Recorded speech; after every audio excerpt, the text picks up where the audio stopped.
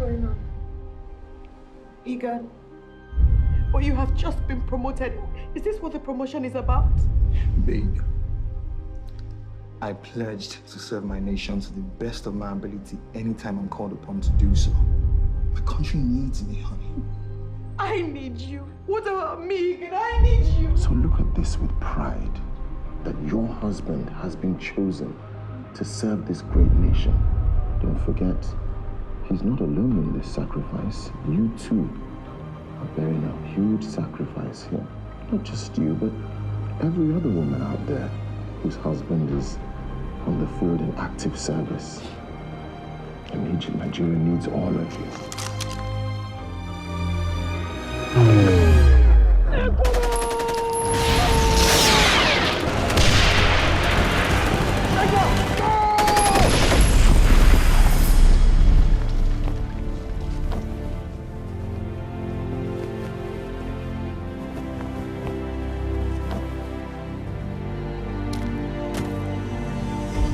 Presenting this to you from the Nigerian Army in honor of a fallen officer.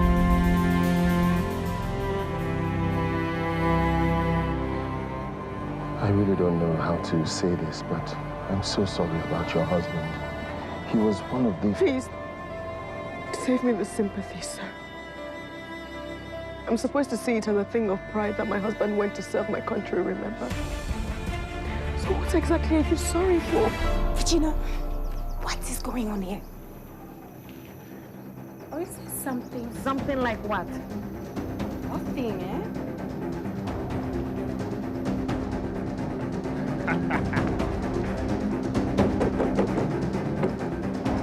Look, I do something. What do you want? Do what in there? Let me see what. No! Do you want to die?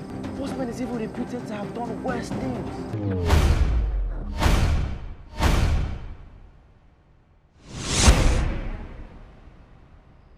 Why you fear? Bossman, I already told you, but let me just go and... Come here. Bossman talking to you. A soldier's story is a love story. A soldier's story is a story of war. It's a story of sacrifice. It's a story of conflict. A great script is one that has great characters, whether they are in supporting roles or they are in leading roles, and A Soldier's Story really did good on that. It can't, by any stretch, be said to be like a one-dimensional thing. There's a bit of everything in this movie, and I think that the casting was perfection, which is rare to find people who actually play those characters and bring them to life as they should be. Working with all of the actors that I worked with, from Chico to Sambasa and Zeribe to Daniel K. Daniel to Zainab Balogun to every other person who I worked with brought their A-game to the film, to Olumide Oworu. Everybody was so on point. Like, there was no room for half measures. You just had to go all the way. You had to dive into the scenes and just kill it. A Soldier's Story. A Soldier's Story is one of the, permit me to say, it's one of the nicest scripts, one of the best scripts I've read this year, and I've been privileged to partake in. From the moment I got it, a year ago, I knew I had to be in this movie. It's one of those movies that you don't even want to think about how much you're getting paid. You're like, oh my God, this is a very good story, and I have to be part of this. It's a story that speaks to the unique challenges that are presented, not just for our military men, but for their wives and other members of their families. It's self-explanatory, just like it says, it's a soldier's story. My country needs me, honey. I need you. What about me, Egan? I need you. So look at this with pride, that your husband has been chosen to serve this great nation.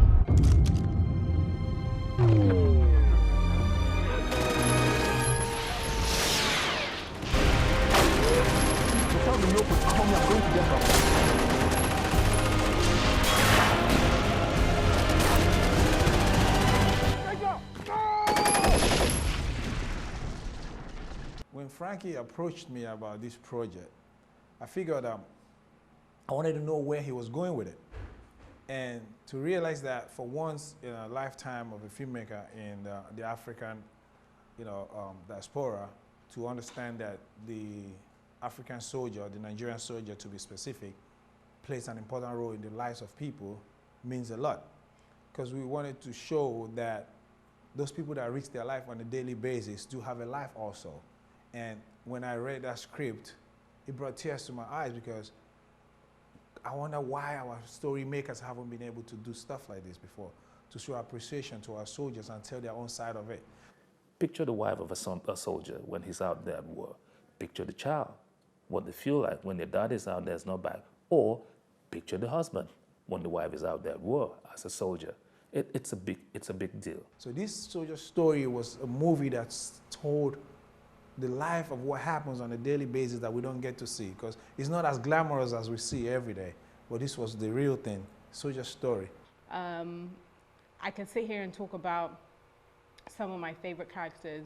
Aside from the main cast, another person that I really, really loved was a character called Ghetto. And you wouldn't even, you would watch it and you'd be like, really?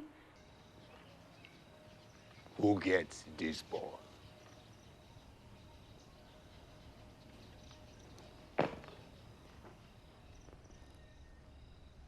I say, who gets this ball? You? Your ball?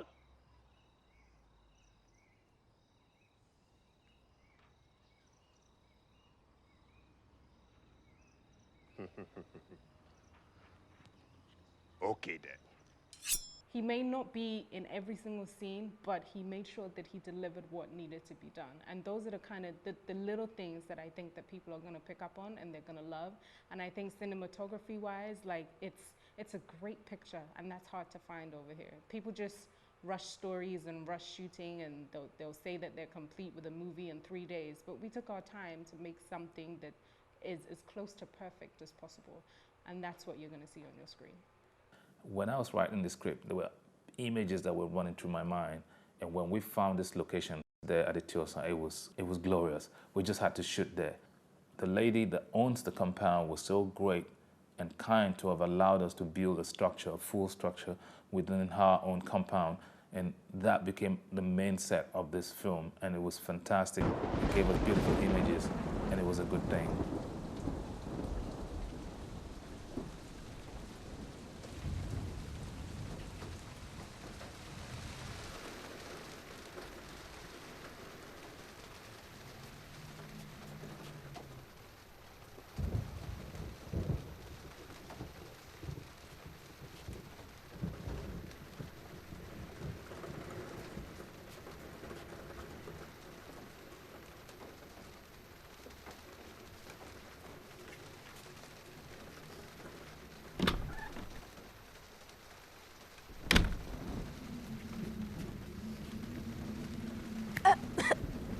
Edwin, I can't breathe. Where have you been? Do you know how late it is? I beg your pardon? The last time I checked, you're my responsibility and not the other way around. What responsibility? Do you call coming back this late responsible? It's a very fresh movie, and I like the fact that a lot of the cast members are young. It's fresh talent. You get exposed to other sides of certain actors and actresses, including myself, that the audience has been exposed to. So it's just a must-see movie. I don't think I've seen a film that's based on this type of war situation, at least not directly.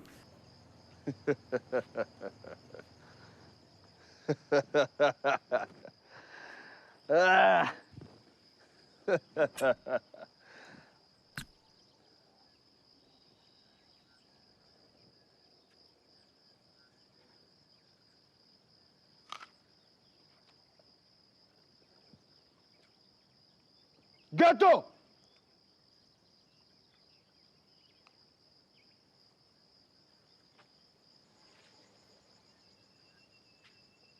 Bring Lover Boy here.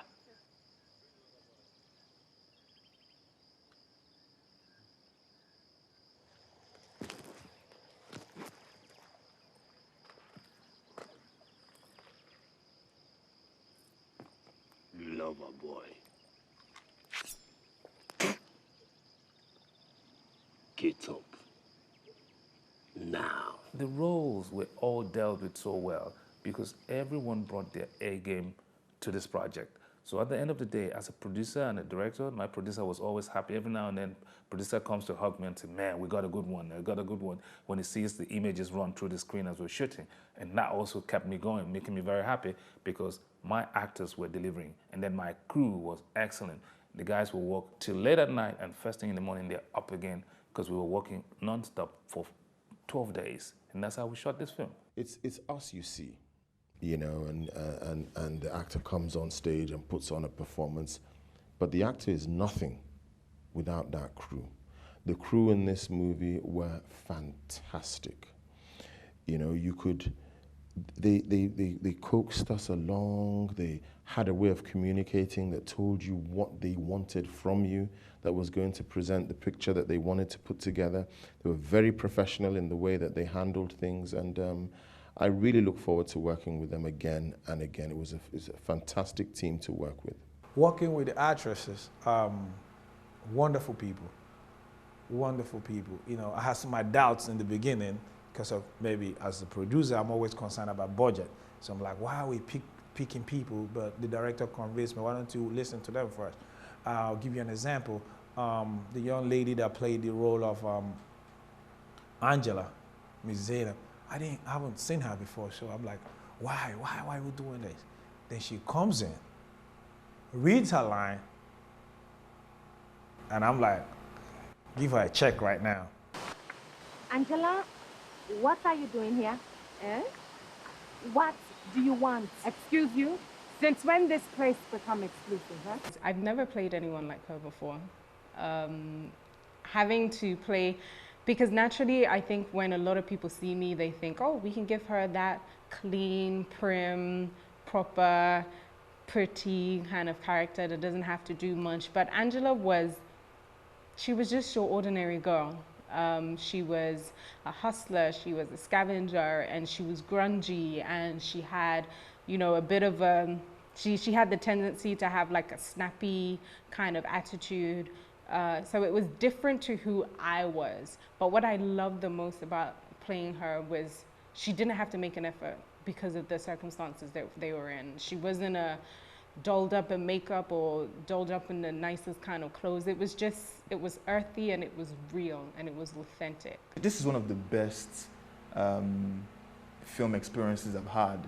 It's always an awesome thing when you have someone so talented that you just feed off their energy.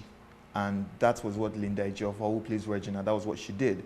It was totally amazing working with her. She is this bubbly kind of character, like, but when she's in her work mode, she's in work mode. You're right. He's alive.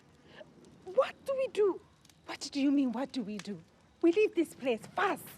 And what about him? Regina is a sweet lady who is a doctor. She has love for her brother and also a scavenger. And she has compassion. And you get to see that compassion when she saves the life of a soldier, withstanding everything, the ghetto guys, the bad guys, what might happen if they find out that she saved a man. She forgot all that, withstood all that, and still took someone in.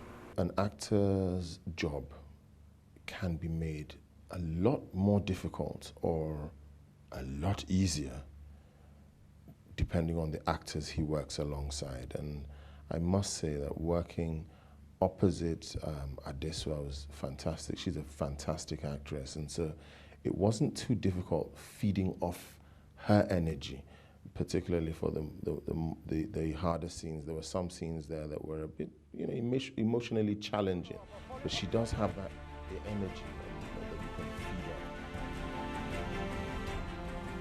I really don't know how to say this, but I'm so sorry about your husband. He was one of the... Please, save me the sympathy, sir. I'm supposed to see it as a thing of pride that my husband went to serve my country, remember? So what exactly are you sorry for? Tokwe is a fantastic actor. He brings out the best in you. He's the kind of actor who you can feed from. I was always amazed by, yes, 1 minute he's quiet, but once you say action, Tokwe gives the director what he wants, and he was always on point. Egan, you have just been promoted. Is this what the promotion is about?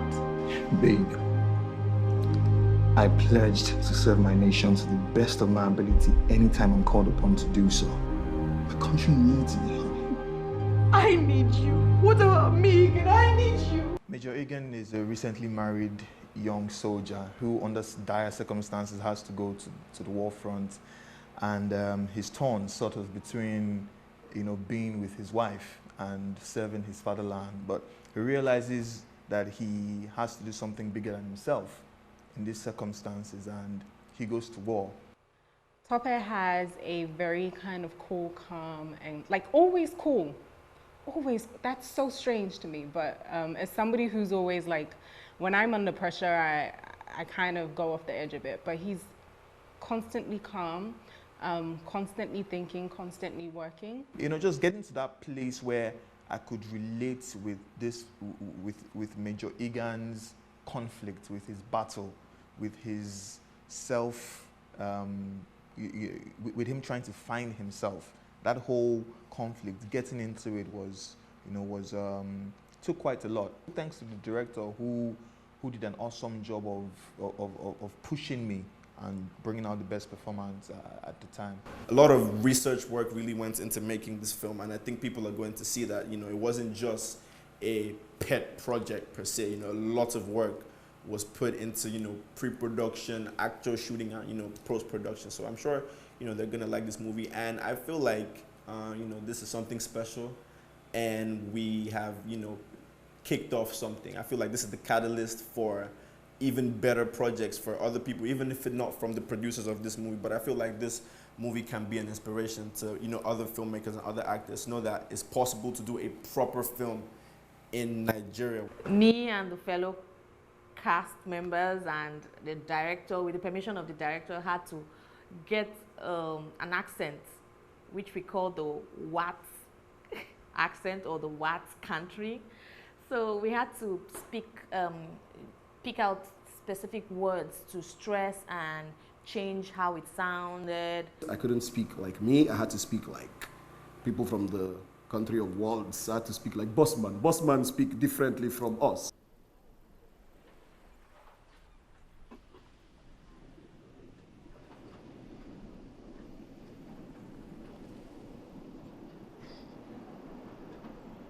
You like rats? Yes? Nobody like rats but Bossman. Bossman like rats. I like rat smell. Rat is very, very dirty animal. Rat steal from you, destroy, scatter everything. Huh? But Bossman like rats. You know why? The truth is, Bossman was just a ruthless, heartless warlord that cared about nothing but himself and the money he was going to make from whatever dealing he had. He didn't care if people had to die for him to make money. He didn't care if people had to, whatever had to happen would have to happen. So it was very challenging for me to go from being Daniel to being a very ruthless warlord. Anywhere rat enter, rat smell. Smelly animal. Huh? And I smell rat right now in my camp. Rat in my camp. Rat in my camp.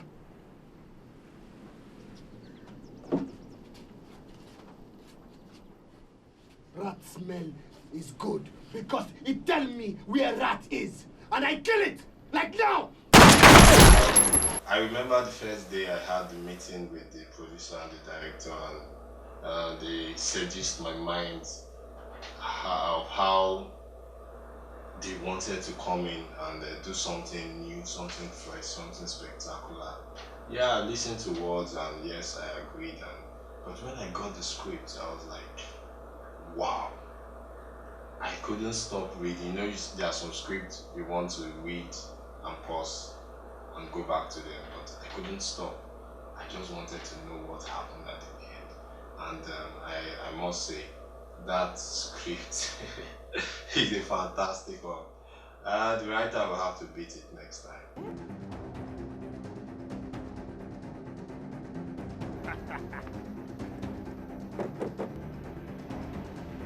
Look, I do something. What do you want? Do what in there? Let me see what's No! Do you want to die? It doesn't take too well to corrections. Postman is even reputed to have done worse things. Like now!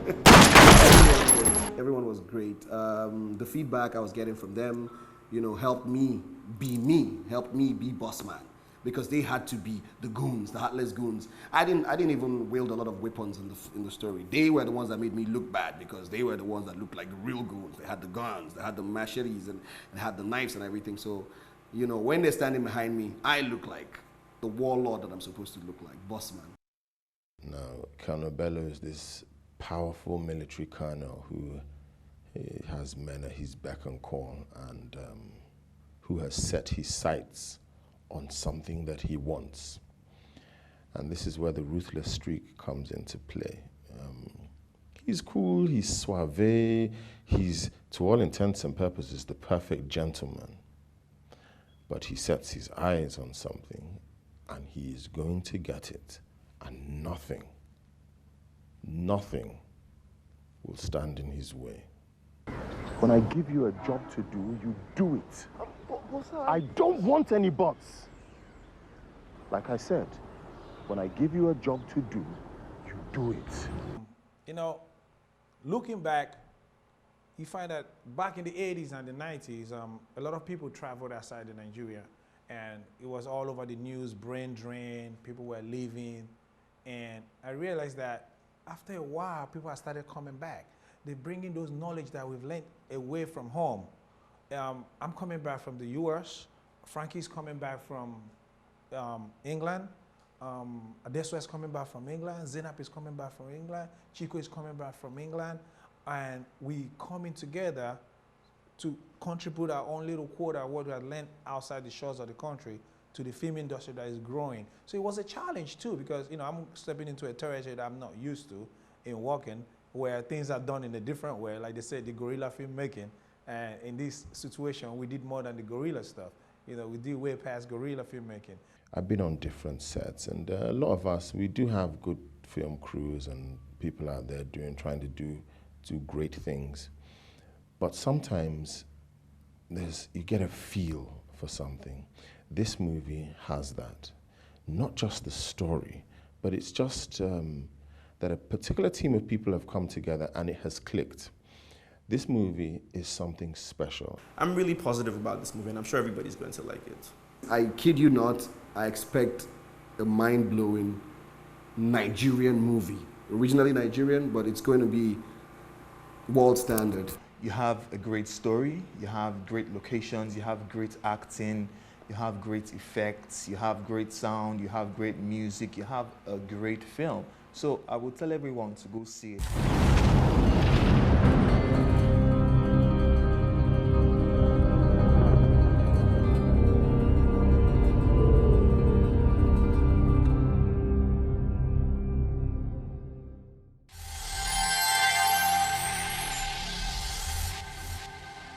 What's going on? Egan, but you have just been promoted. Is this what the promotion is about? Babe, I pledged to serve my nation to the best of my ability anytime I'm called upon to do so. My country needs me, honey. I need you. What about me, Egan? I need you. So look at this with pride, that your husband has been chosen to serve this great nation. Don't forget, he's not alone in this sacrifice. You too are bearing a huge sacrifice here. Not just you, but every other woman out there whose husband is on the field in active service. And Nigeria needs all of you.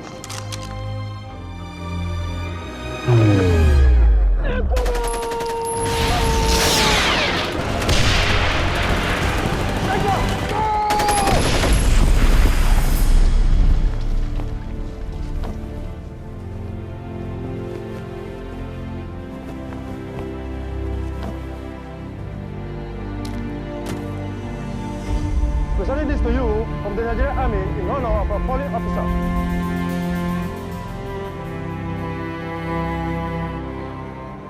I really don't know how to say this, but I'm so sorry about your husband.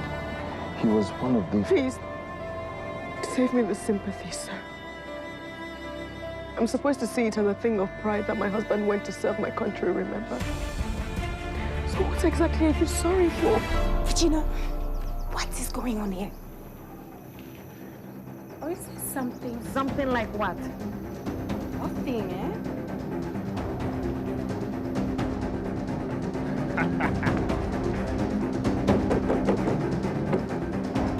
Look, I do something. What do you want? Do what in there? Let me see what you do. No! Do you want to die? Postman is even reputed to have done worse things.